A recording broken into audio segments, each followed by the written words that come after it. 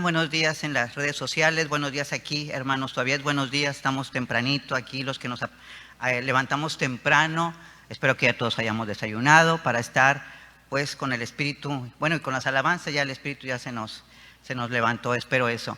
Hay que sacar Biblias, hay que apagar celulares, algo que se nos olvidó en los anuncios. Celulares, apáguenlos para que no les quiten la bendición, para que no los interrumpan, para que puedan poner la completa atención que Dios quiere que pongamos en este mensaje. Y pues bueno, 14 de febrero, Día del Amor y de la Amistad, ¿verdad? Entonces, eso me hizo recordar que mi hija, antes de que se fuera, mi hija menor, antes de que se fuera a la universidad, que estaba en la casa, cuando se acercaba esta fecha, 14 de febrero, y ella no tenía un novio, bueno, era un drama. Era un drama, empezaba con que nadie me quiere, estoy sola, todas tienen novio y yo no, y luego ya se iba por lo físico, es que estoy fea, me voy a quedar solterona, y yo decía, y con ganas de salir a conseguirle uno para ese momento. Nunca lo hice. Entonces, pues dije, Señor, pues ayúdame, un mensaje que sea del amor, ¿verdad? Que hable de ti. Y pues bueno, se dio que entre la semana los líderes estamos tomando un estudio que está hablando del Evangelio, y luego en el discipulado que yo imparto, pues también el Señor nos mandó una tarea acerca de el día cuando uno aceptó a Cristo, que lo anotara. Entonces dije, pues esto es, qué mejor tema que hable del amor que el Evangelio de Cristo, el Evangelio de nuestra salvación. Así que, pues bueno, este es el tema del día de hoy, es el Evangelio de Cristo, y les pido que ahí sentados me acompañen a orar. Señor, muchas gracias, Padre, porque efectivamente servirte a ti es dejar de servirte. Servirte a ti es comprender que es un privilegio hablar de ti, es un privilegio reflejarte, es un privilegio manifestar tu poder y tu gloria, Señor. Y hoy pues aquí estamos para manifestar ese poder en este vaso frágil, Señor, que no es nada sino es por ti. Gracias por esta maravillosa oportunidad. Yo te pido que a todos mis hermanos abras esos ojos del entendimiento para que cada uno de ellos y los que no lo son entiendan cuál es tu mensaje exclusivo para ellos, ese mensaje que tú tienes exclusivamente para su corazón, y que este mensaje pase de la mente, pase de lo intelecto al corazón, para que ahí empiece a dar fruto esta palabra, Señor, que es palabra viva, que es una semilla que tiene que caer y que tiene que germinar para dar fruto. En el nombre de tu Hijo amado Jesús te damos gracias. Amén. Muy bien. Bueno, pues fíjense que, pues bueno, hablando del Evangelio y algunos comentarios buenos del Evangelio, habla acerca de, hay un anciano que es predicador en la República Dominicana, que tiene 30 años como predicador en la República Dominicana, y él dijo lo siguiente, él dijo, el Evangelio no solo es el mensaje más importante de toda la historia, es el único mensaje indispensable de toda la historia. Entonces, pues este es el tema del Evangelio. Y pues hablando del Evangelio, yo tomé la carta de Gálatas y ahí saqué el tema, de ahí saqué, bueno, los versículos que van a ser los versículos del contexto. Y vamos a Gálatas, por favor. Gálatas capítulo 1, versículos, vamos a leer del 1 al 7. Gálatas 1, del 1 al 7.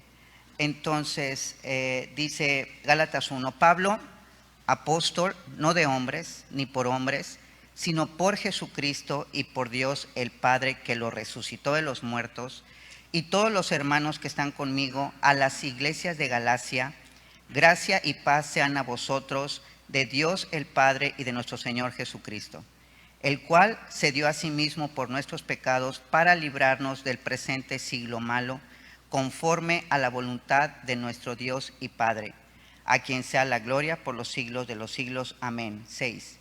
Estoy maravillado de que tan pronto os hayáis alejado del que os llamó por la gracia de Cristo para seguir un evangelio diferente. No que haya otro, sino que hay algunos que os perturban y quieren pervertir el Evangelio de Cristo. Así que bueno, esta conferencia se llama el Evangelio de Cristo. Y Gálatas, pues también ha sido llamada, esta carta de Gálatas ha sido llamada la declaración de la independencia de la libertad cristiana. Catalina de Bora fue una monja católica alemana que se convirtió al protestantismo y se casó ya con Martín Lutero. O sea, deja de ser monja y se casa con Martín Lutero, que ya todos conocemos, de este líder de la Reforma. Y entonces Martín Lutero llama a la Carta de Gálatas su Catalina de Bora, porque decía, yo estoy casado con la Carta de Gálatas, amaba la Carta de Gálatas. Y bueno, también hay otro comentario de un erudito que se llama León Morris, donde dice que la Carta de Gálatas es una fusión entre esa pasión del predicador por manifestar y por enseñar lo que significa la fe que te salva. Entonces, si tú quieres saber cuál es esa fe que te salva, hay que leer Gálatas. Si tú quieres saber la libertad a la que Cristo te ha llamado, hay que leer Gálatas. Ahí habla mucho de Gálatas. Entonces, fíjense que ahí donde leímos en Gálatas 1:2, dice que esta carta estaba a las iglesias en Galacia. Y es que esta carta de Gálatas no se escribe a una sola iglesia, porque Galacia no era una ciudad, sino que era una región.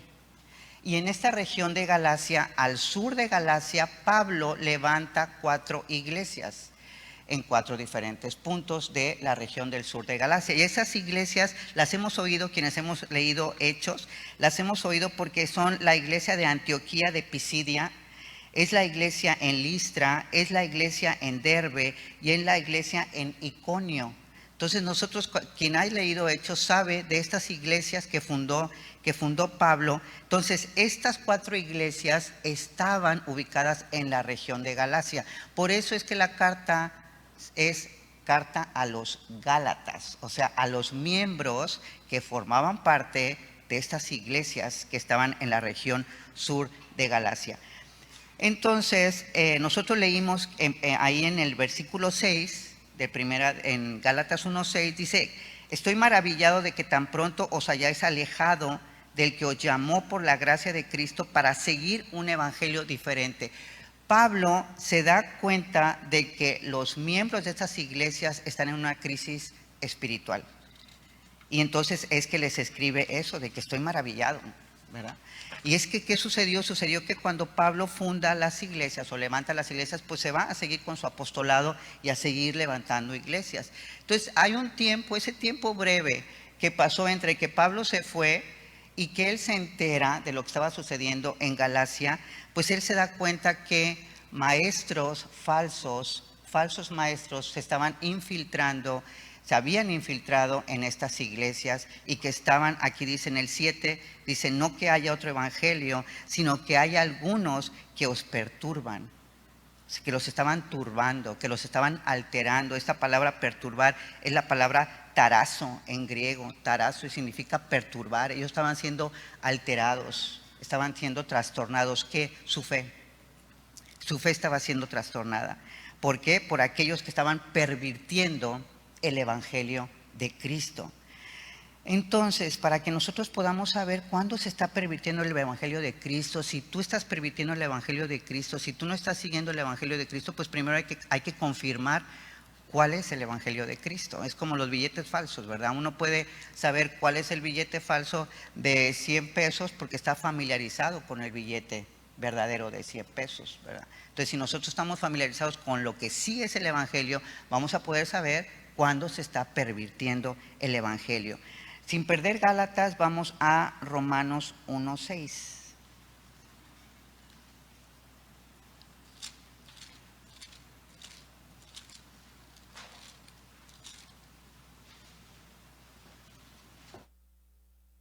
Es 1:16. Romanos 1:16. Vamos ahí, me faltó el 1. Muy bien, aquí en Romanos 1:16 dice, porque no me avergüenzo, es Pablo, no me avergüenzo del evangelio, porque es poder de Dios para salvación a todo aquel que cree, al judío primeramente y también al griego. Entonces, lo primero que podemos ver y lo primero que podemos entender y lo que debemos de entender es que el evangelio es poder. Es poder de Dios. Este poder no viene de ningún hombre, este poder no viene de ninguna institución religiosa. Ahora, dice que el Evangelio es poder de Dios, o sea, no dice que el Evangelio contiene el poder de Dios, dice que es el poder de Dios.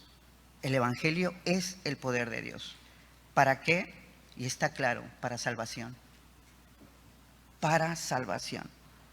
El Evangelio de Cristo tiene un único fin, tiene un único objetivo, la salvación de tu alma. Y la salvación de tu alma no se encuentra en ninguna otra cosa, en ningún otro hombre, en ninguna religión. La salvación de tu alma se encuentra en el Evangelio de Cristo. ¿Para quién está dispuesta la salvación? Para todo el que cree, dice ahí. Está dispuesta para todos, pero solo va a ser efectiva para el que cree. ¿El que cree en qué? Pues el que cree en el Evangelio de Cristo. ¿Por qué solo en el Evangelio de Cristo está la salvación de tu alma? Porque en el Evangelio de Cristo está el poder de Dios para ello. Y así me puedo seguir, es un círculo. Entonces, este Evangelio es importantísimo. Hablar del Evangelio es súper extenso.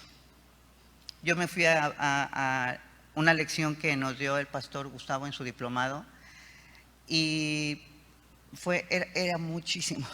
Yo me di cuenta, porque tenía ahí las fechas, que nosotros lo comenzamos a estudiar en mayo del 2012, solamente la doctrina del Evangelio, en mayo del 2012, y terminamos en el 2013, de la última lección de nada más la doctrina del Evangelio. Entonces dije, no, pues por aquí no va, porque no tengo nada más 50 minutos para hablar del Evangelio. Pero bueno, lo importante, lo más que nosotros tenemos que tener en claro, que el Evangelio, y quien está tomando nota, haga un cuadro. El Evangelio tiene dos mitades. ¿Okay? Es un completo, que como todo completo, como todo entero, tiene dos mitades. Y en la primera mitad del Evangelio, Dios va a tratar con el viejo hombre. Ahí anótale. Primera mitad del Evangelio, ¿verdad? El viejo hombre. Lógicamente la segunda mitad del Evangelio va a tratar con el nuevo hombre, ¿verdad? La primera mitad del Evangelio, que trata con el viejo hombre, va a tratar con la crucifixión de Cristo. La segunda mitad del Evangelio va a tratar con el nuevo hombre, con la resurrección de Cristo. La primera mitad del Evangelio va a tratar del viejo hombre, la crucifixión de Cristo, muertos al pecado. La segunda parte va a tratar de la resurrección de Cristo, el nuevo hombre, vivos para Dios. Ese es el Evangelio completo. Hoy vamos a tratar con la primera parte, porque si yo no entiendo la primera parte, no voy a poder disfrutar la segunda parte del Evangelio. Y para que tú te des una evaluación, hagas una evaluación de ti mismo, ¿qué crees? ¿Qué es para ti el Evangelio? ¿Cómo lo tienes considerado el Evangelio? ¿Verdad? Entonces, vamos a Efesios 4:22. Ya podemos perder Romanos, nada más Gálatas, ese si no. Efesios 4:22. En Efesios 4:22 dice, en cuanto a la pasada manera de vivir, despojaos de el viejo hombre. En cuanto a la pasada manera de vivir, despojaos del viejo hombre, que está viciado conforme a los deseos engañosos.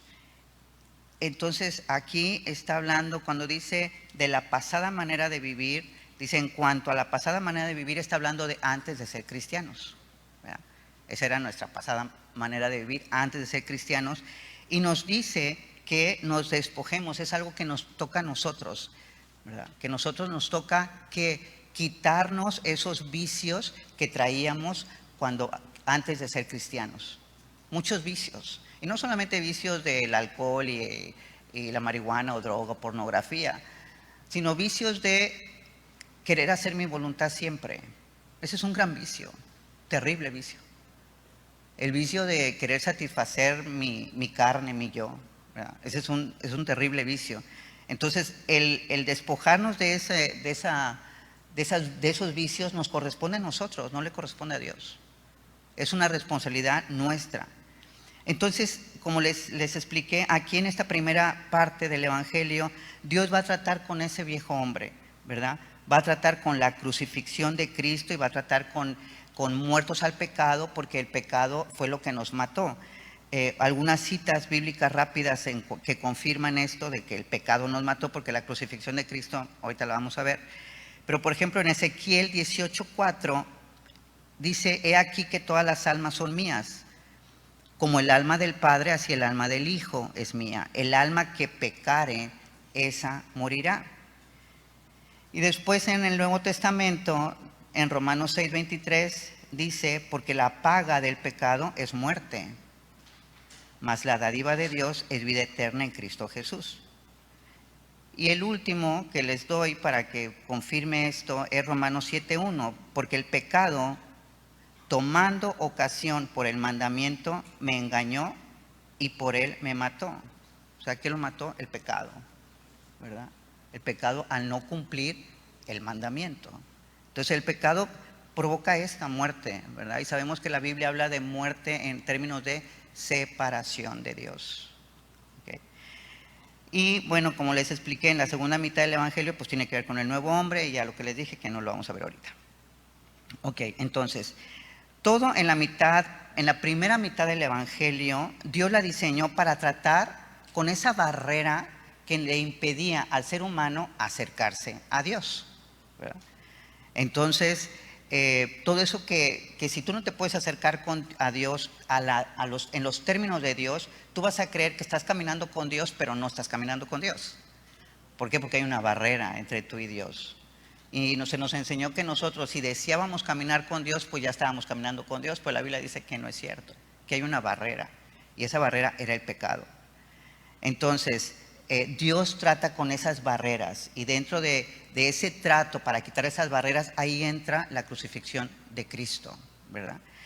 Si regresamos a Gálatas, a nuestro pasaje, nos regresamos ahí a Gálatas 1:3 y volvemos a leer: gracia y paz sean a vosotros de Dios el Padre y de nuestro Señor Jesucristo, el cual se dio a sí mismo por nuestros pecados para librarnos del presente siglo malo, conforme a la voluntad de nuestro Dios y Padre. En el versículo 3, Pablo menciona a Dios Padre y menciona a Dios Hijo. Y en el versículo 4, ojo, ahí viene esta parte del Evangelio, esta primera parte ahí viene, ¿verdad? Y lo primero que dice en el versículo 4 es: el cual, hablando de quién, de Cristo, porque ya lo habló en el versículo 3, ¿verdad? Entonces, Jesucristo se dio a sí mismo, ahí está la crucifixión, se dio a sí mismo, y dice por nuestros pecados. Ahí está el trato que tiene Dios a través de la crucifixión por nuestros pecados, quitando esas barreras, ¿verdad? Y dice más: para librarnos del presente siglo malo, conforme a la voluntad de nuestro Dios y Padre. Muchas son las películas que hablan y que nos muestran la masacre que nuestro Señor Jesucristo pasó en la cruz. Son muchas, ¿verdad? Y tratan de pues plasmar en fotos o en videos y en películas y con escenas y maquillaje y pintura y todo esto lo que le sucedió a nuestro Señor Jesucristo en la cruz. Quiero que leamos, bueno, yo se los voy a dar, y si los pueden ir anotando, porque si los espero se nos va a hacer un poquito más tarde, pero algunos versículos que hablan acerca de lo que le sucedió a nuestro Señor Jesucristo. Por ejemplo, Mateo 26:67 dice: entonces le escupieron en el rostro y le dieron de puñetazos, y otros le abofeteaban. Mateo 27:30: y escupiéndole tomaban la caña y le golpeaban en la cabeza. Marcos 14:65: y algunos comenzaron a escupirle y a cubrirle el rostro y a darle de puñetazos y a decirle: profetiza. Y los alguaciles le daban de bofetadas. Qué acciones tan humillantes, porque Jesucristo no solamente padeció físicamente, Él fue despojado de su dignidad. Yo no sé si alguien te ha escupido en la cara, si alguien te ha echado su saliva en tu rostro, si alguien te ha dado una bofetada, Si de repente alguien agarra y sin que te lo merezcas, te da una cachetada. Pero aquí dice que lo abofetearon, que se cansaron de abofetearlo. Y una vez que el Señor Jesucristo estaba en la cruz, le quitaron su ropa. Murió desnudo, completamente humillado. ¿Cuántos golpes recibió Jesús? Lo que yo les voy a leer a continuación es una investigación que hizo un forense español llamado José Cabrera, que él hace esta investigación y que describe las lesiones sufridas de Jesús de Nazaret desde el momento en que lo aprenden hasta su muerte en la cruz. Y esto lo hace analizando pues la documentación pues, de aquella época, ¿verdad? Analizando la sábana santa que se tiene ahí. Y todas estas conclusiones él las recogió en un libro que escribe y que de ahí sale todo esto que se llama CSI en inglés, Jesús de Nazaret, el crimen más injusto. Así se llama este libro de José Cabrera. Entonces él dice en esas investigaciones, porque él trata esta investigación desde el punto de vista o desde el enfoque criminológico, forense y judicial, en cuanto al crimen, en cuanto a lo forense y en cuanto a lo judicial. Entonces él comienza y dice algo así, dice que Jesús recibió 300 latigazos, recibió el desollamiento de un hombro. Desollar es cuando se te quita la piel, eso es desollar, y que te queda la piel viva, eso es desollar. El desollamiento de un hombro por llevar una cruz que pesaba 50 kilos. El hombro de Jesús no tenía piel, estaba en la carne viva.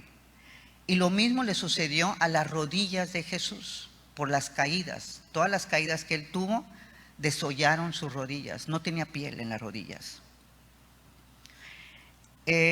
Aparte de la corona hecha con espinas, estas coronas los soldados las usaban para prender su fuego. Entonces eran unas espinas, no así, porque si con una espina así de chiquita tú prendes la lumbre, pues te quemas. Tenía que ser una espina larga para que no te quemaras. Entonces eran unas espinas muy largas con las que estuvo hecha la corona que le pusieron en la cabeza. Ya tenía nuestro Señor Jesús la nariz fracturada por un golpe y el hombro derecho desollado por el peso del patibulum. El patibulum es la parte, digamos, corta, entre comillas, de la cruz, porque la parte grande de la cruz pues estaba enterrada y nada más estaba esperando a que llegara Jesucristo con el patibulum y pues armaran la cruz, porque la parte grande pues ya estaba ahí enterrada. Entonces él cargó este patibulum o palo corto de la cruz que pesaba entre 40 y 50 kilos. Bueno, después viene el flagelo. Los latigazos los recibió de un flagellum romano o un látigo que partía de un palo, tenía un palo y tenía unas bolas que terminaban en plomo. El látigo tenía la cuerda del látigo y terminaba en bolas de plomo, eran unas bolas de plomo. Entonces, la ley prohibía golpear al reo más allá para que el reo no se muriera. Y para que el reo no se muriera, decían, no lo golpes ni en la cabeza ni en sus órganos vitales, porque no queremos que se muera, queremos que sufra la tortura. Entonces, Jesús recibió hasta 300 impactos de estas bolas.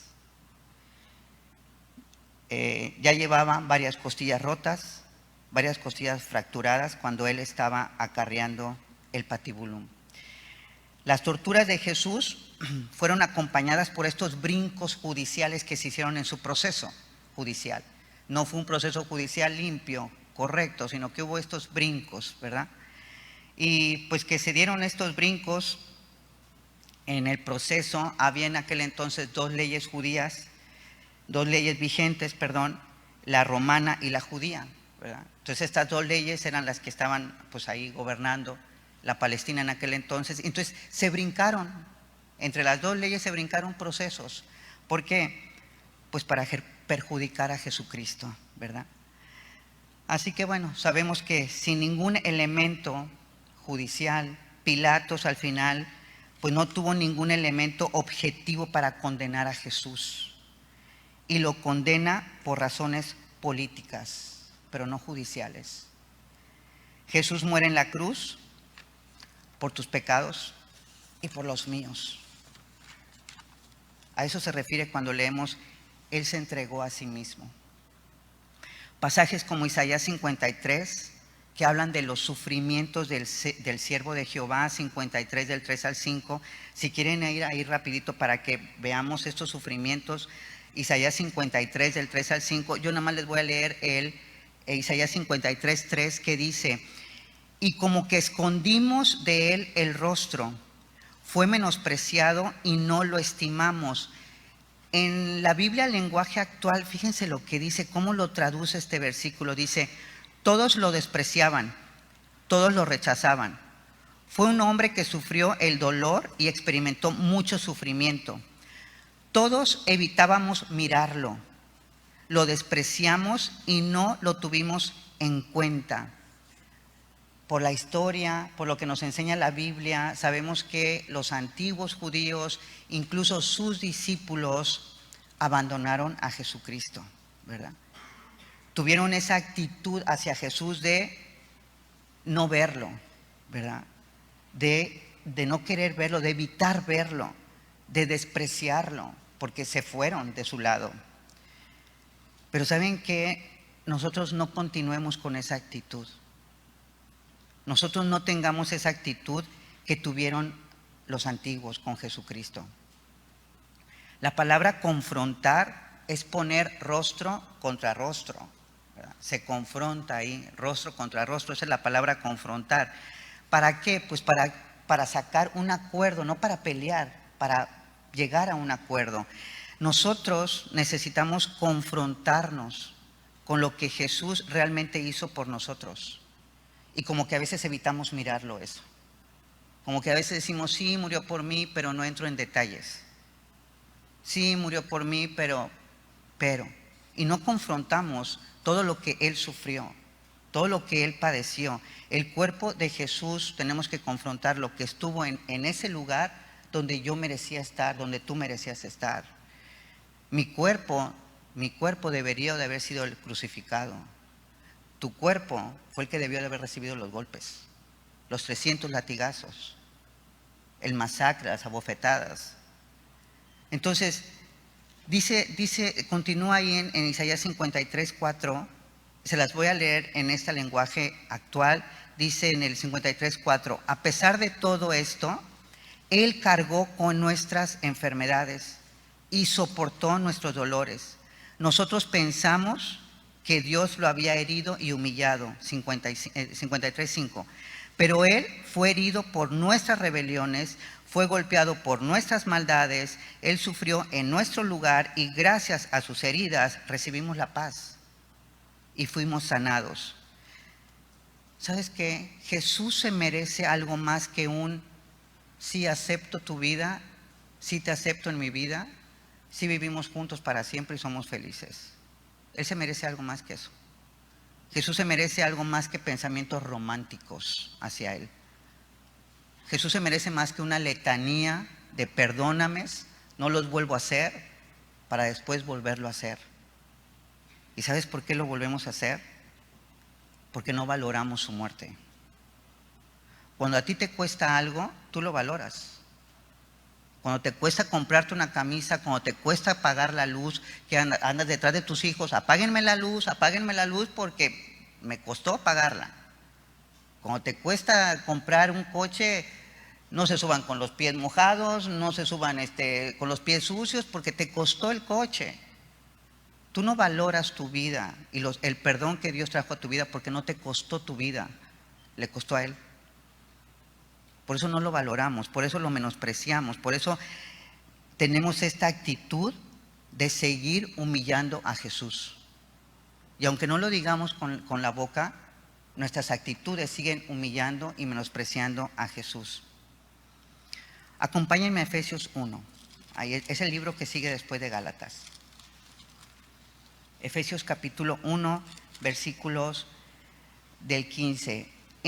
A partir del versículo 15 Dios empieza a exaltar a Jesucristo y nos empieza a decir todo lo que Jesucristo representa para Él como Dios Padre y todo lo que le ha dado al Señor Jesucristo como en esa exaltación que Él hace. Fíjense, el Dios exaltando a su Hijo. Y entonces ahí podemos leer en el versículo, para no leer todo, en el versículo 19. En el versículo 19 del capítulo 1 de Efesios dice: ¿y cuál la supereminente grandeza de su poder para con nosotros, los que creemos, según la operación del poder de su fuerza? 20. La cual operó en Cristo, resucitándole de los muertos y sentándole a su diestra en los lugares celestiales. 21. Sobre todo principado y autoridad y poder y señorío y sobre todo nombre que se nombra, no solo en este siglo, sino también en el venidero. Vemos la exaltación de Dios al Hijo. Vemos cómo cuando nuestro Señor Jesús resucitó, el Padre le regresó al lugar de honor y gloria. El Padre lo sentó a su diestra, le dio todo poder, toda autoridad. ¿Y nosotros? ¿Ocupa Jesús el lugar de honor en tu corazón? Hay un refrán que dice: no hay mayor desprecio que no hacer aprecio. No hay mayor desprecio que no hacer aprecio. Tu vida, tus reacciones, tu comportamiento, tus palabras, tu andar, tu sentarte, tu levantarte, manifiestan cuánto aprecias el sacrificio de Jesús en la cruz. ¿Tomas en cuenta a Jesús en tus decisiones? ¿Tiene Él todo el poder y toda la autoridad en esas decisiones que tomas? Nosotros tenemos que valorar con todo nuestro ser cada golpe que Jesús recibió.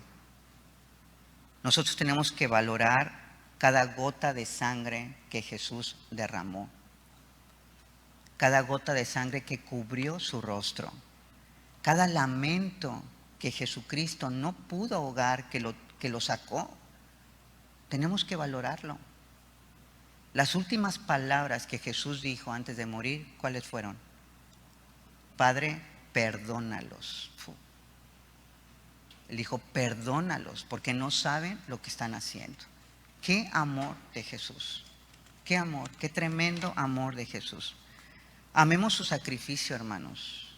Amemos el sacrificio en la cruz de Cristo con todo nuestro corazón, con toda nuestra alma, con toda nuestra mente, con todas nuestras fuerzas, y vivamos congruentes a ese amor que decimos tenerle. El poder de Dios en el Evangelio está en el poder de la crucifixión de Cristo. ¿Para qué? Para el perdón de nuestros pecados. No hay otra cosa que te pueda perdonar los pecados. No hay más que el poder que hay en la crucifixión de Cristo. Regresamos a Gálatas, por favor. Entonces, en Gálatas 1:6, que bueno, ya lo leímos, donde Pablo le dice que está maravillado de que estén alejando del Evangelio de Cristo, de que estén siguiendo otro evangelio diferente. En el 7 dice: no que haya otro, sino que hay algunos que os perturban y quieren pervertir el evangelio de Cristo, ¿verdad? Entonces, como les comentaba, estos falsos maestros se infiltraron para convencer a los creyentes gálatas de que ellos necesitaban seguir obedeciendo la ley mosaica, de que necesitaban seguir obedeciendo todos estos ritos como la circuncisión y todas estas ceremonias que formaban parte de la ley mosaica. Entonces ellos les decían: es que ustedes tienen que seguir con eso. O sea, ya son cristianos, pero tienen que seguir con sus rituales y con sus ceremonias, porque si no, no van a ser justificados por Dios, ¿verdad? Entonces, pervertir el evangelio de Cristo, ¿qué significa? El pervertir el evangelio de Cristo significa sustituir el sacrificio de Cristo en la cruz por obras y mandamientos de hombres. Eso es pervertir el evangelio de Cristo. Cuando hay una sustitución de su sacrificio por mandamientos de hombres, por cosas del hombre. ¿Qué significa la palabra pervertir? Bueno, ya dije que sustituir. ¿Qué significa la palabra sustituir? La palabra sustituir significa ocupar una persona o una cosa en lugar de otra. Eso es sustituir. Cuando algo o alguien ocupa el lugar de otra persona, ¿verdad?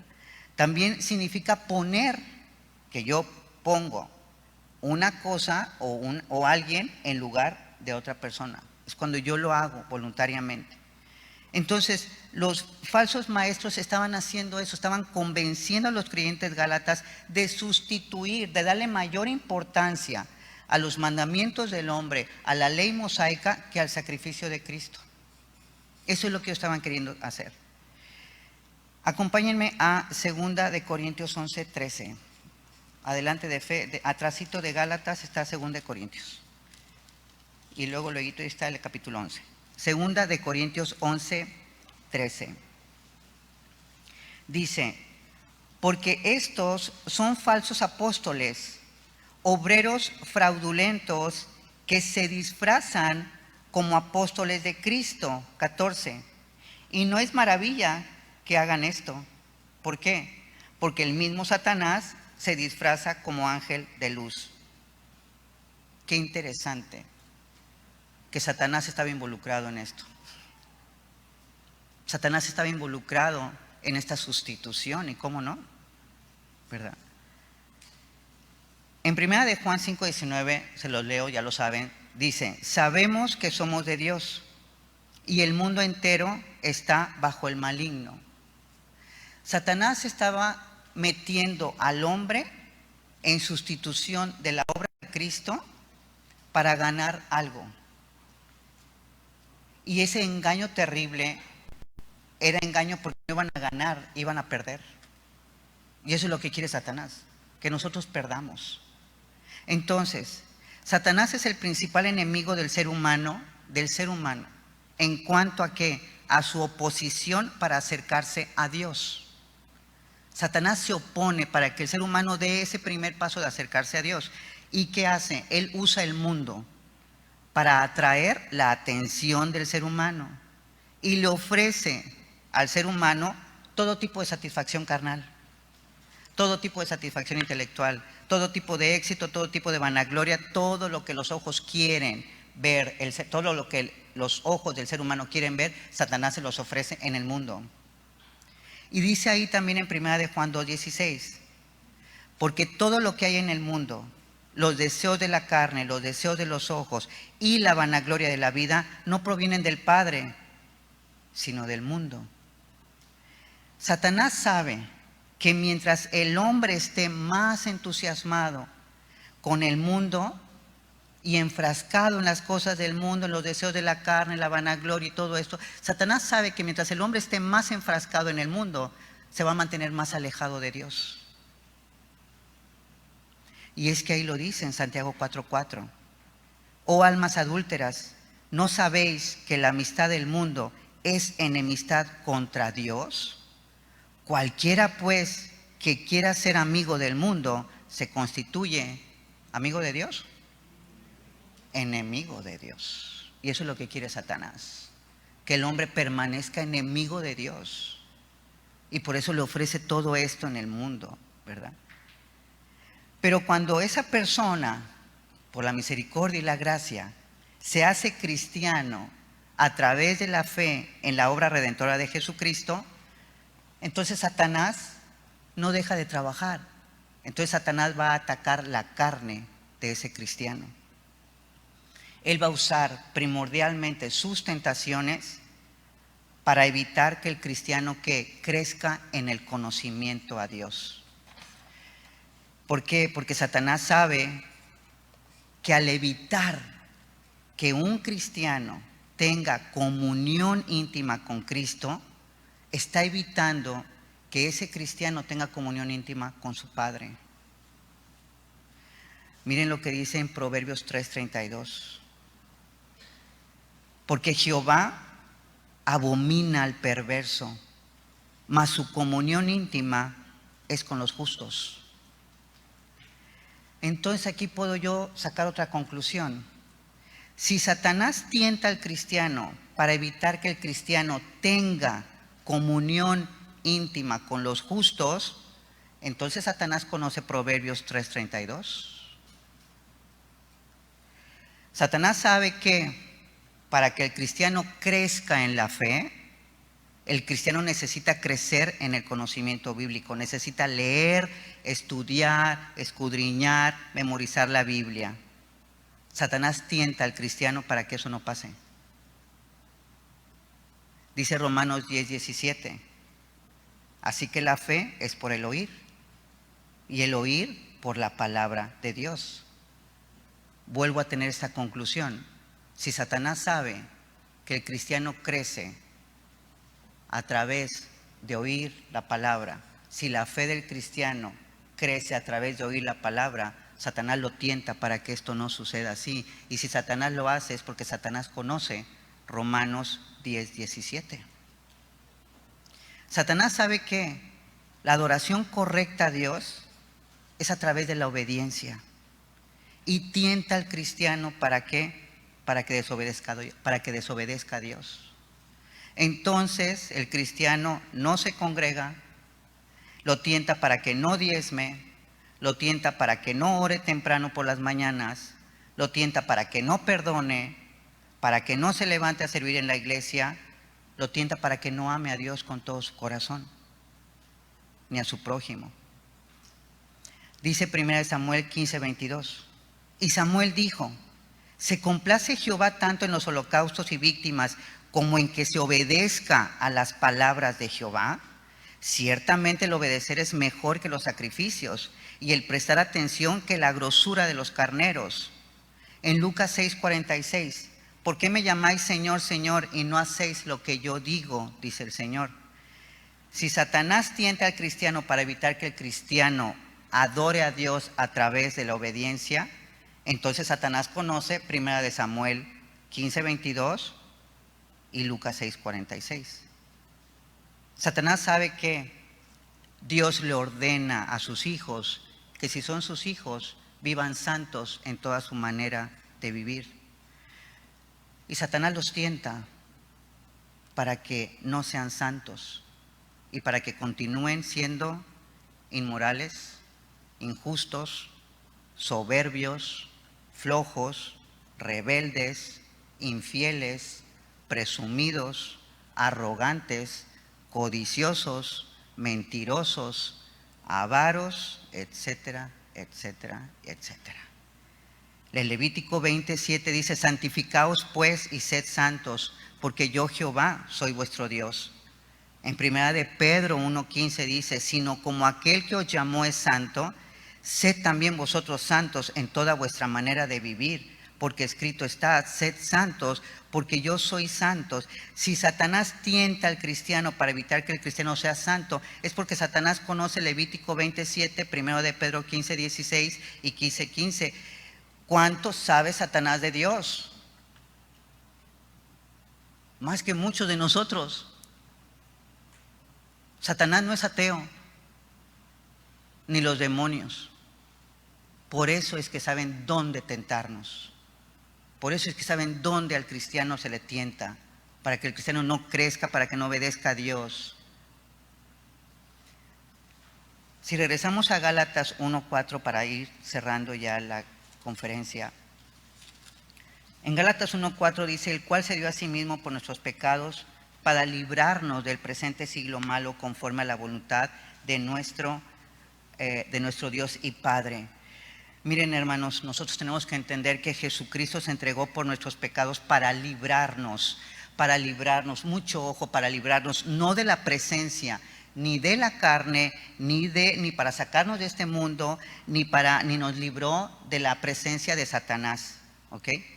Jesucristo se entregó por nosotros y pagó nuestros pecados para hacernos libres ¿de qué? Del poder que hay en la carne, del poder que hay en el mundo, del poder que tiene Satanás, ¿verdad?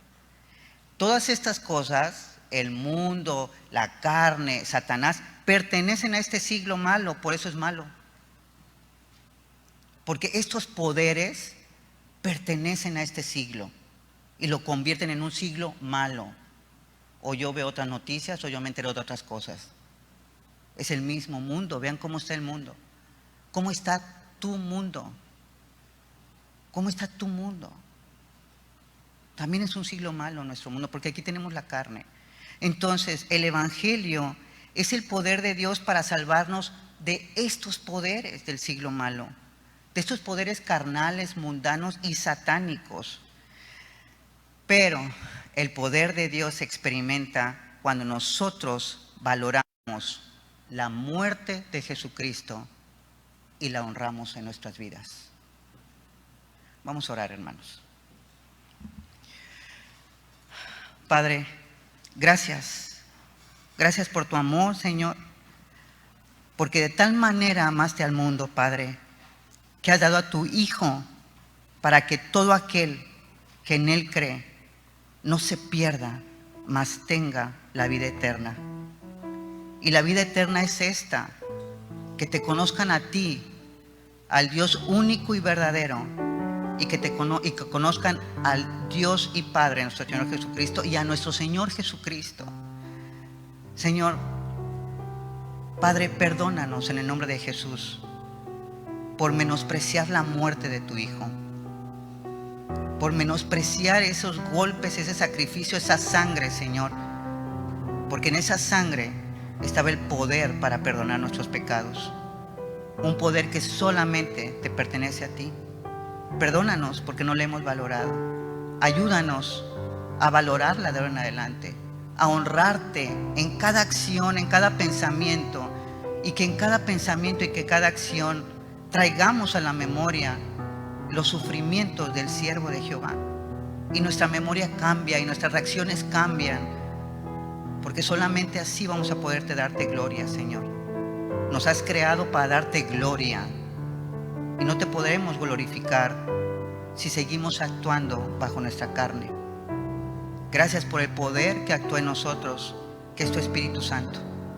Es ese gran poder que nos ayuda para poder identificar cuando el yo, cuando la carne está actuando, Señor. Gracias por tu bendito poder. Si tú que nos estás escuchando, si tú que vienes por primera vez, si alguien te invitó, créeme que no es coincidencia que hoy sea el 14 de febrero, que hoy sea el día del amor y la amistad, porque Dios quiere entregarte el amor, un amor que nadie te puede entregar, el amor de su Hijo Jesucristo, que murió por ti. Si tú quieres aceptar este amor, si tú quieres aceptar este sacrificio, ya te enseñó la Biblia cuánto le costó a Cristo, y Él lo hizo por ti, para salvar tu alma del infierno. Si tú nos ves también ahí en las redes sociales y deseas y anhelas tener esta comunión con Dios, tener a Cristo, al Salvador de tu alma, repite y dile: Señor, de oídas te había oído, pero ahora reconozco a través de tus sufrimientos cuántos pecados yo tengo. Y ahora reconozco que solamente tu sangre puede perdonarme. Perdóname por haberte ignorado. Perdóname por no haberlo querido hacer. Pero ahorita, Señor, ahorita, Padre, yo acepto la muerte de tu Hijo Jesucristo en mi lugar. La acepto, Señor. Y le pido a tu Hijo Jesús que venga a mi vida. Y te pido a ti y te doy gracias por perdonar mis pecados. Y te pido que me ayudes a conocer más de ti y a no caer en ninguna de las tentaciones de este siglo malo.